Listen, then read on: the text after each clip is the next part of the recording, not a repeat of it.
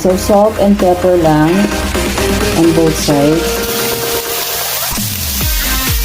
Ating mga chicken, and we'll now set this aside. Ng 5 cloves of garlic, onion,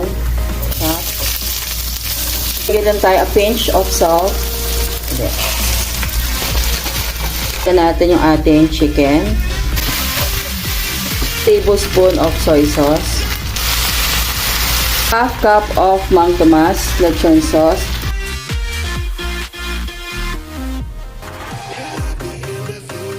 Tablespoon of white vinegar. Bay leaves, mga 2 piraso lang to. Spoon of brown sugar. Cup of water para maluto yung ating manok. This for 10 minutes.